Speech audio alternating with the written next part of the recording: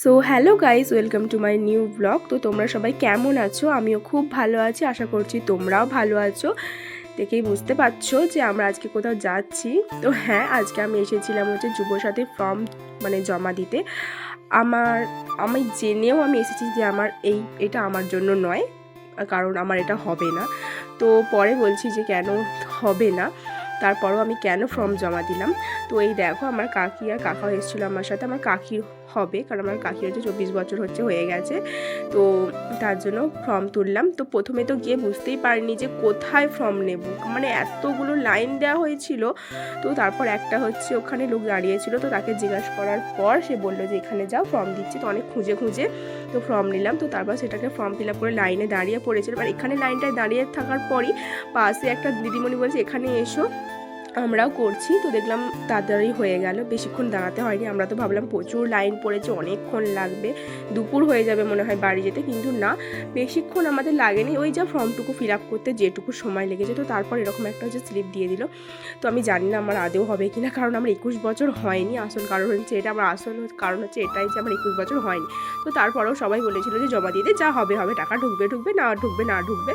তো আমার এখন 21 বছর কমপ্লিট হতে 7-8 মাস মতো মানে দেরি আছে। তো তারপর আমি জমা দিয়েছিলাম, ওটা কোনো ব্যাপার নয়, ঢুকবে না ঢুকবে টাকা, সেটার জন্য নয়। তো তারপর দেখো, আমরা তার সকাল সকাল জমা দিয়ে তারপর এখানে রাস্তার ধারে একটু আখের রস খেয়ে নিচ্ছিলাম। তো তখন বেলাও হয়ে গিয়েছিলো, মোটামুটি ওই 1:45 মতো বাজছিল। তো তারপর আমরা আখের রস খেয়ে এখন যাচ্ছিলাম একটা সুন্দর জায়গায়। মানে আমি এর আগে, মানে সত্যি কথা বলতে আমি এর আগে যাইনি, কোনো দিনও যাইনি। এই দেখো, আমরা এসেছিলাম হচ্ছে একটা নার্সারিতে। মানে এত সুন্দর, মানে জায়গাটা কি বলবো, মানে কত ধরনের যেখানে মানে গাছ ছিল আমি বলে বোঝাতে পারবো না। সব থেকে বেশিরভাগ গাছ ছিল ফুলের গাছ, তো একটু কমই ছিল, আর বেশিরভাগ গাছ হচ্ছে ফলের গাছ। মানে খুব, মানে তোমরা এখানে যে সমস্ত হচ্ছে ফল, মানে ফলের গাছ, ফুলের গাছ, মানে সব পেয়ে যাবে। তো নার্সারিটার নাম ছিল খাজা বাবা হচ্ছে নার্সারি, আমাদের এখানেই। তো এই নার্সারিতে আমি প্রথম ঢুকলাম। তো আমরা কিছু ফুলের গাছ নিতে ঢুকেছিলাম, কারণ ফুল গাছ বাড়িতে লাগানোর জন্য। তো এখানে এসে দেখলাম মানে সমস্ত ধরনেরই গাছ পাওয়া যাবে। আর ওই দিকটায় দেখো, আমি তো ওই দিকটায় দেখতে পেয়ে একটু দেখতে গেলাম যে এখানে কি কি গাছ লাগানো আছে। মানে এগুলো সব কলমে গাছ বলছিল নাকি। তো এত ছোট ছোট গাছে এত বকুল এসেছে, বেশিরভাগটাই হচ্ছে আম গাছ ছিল।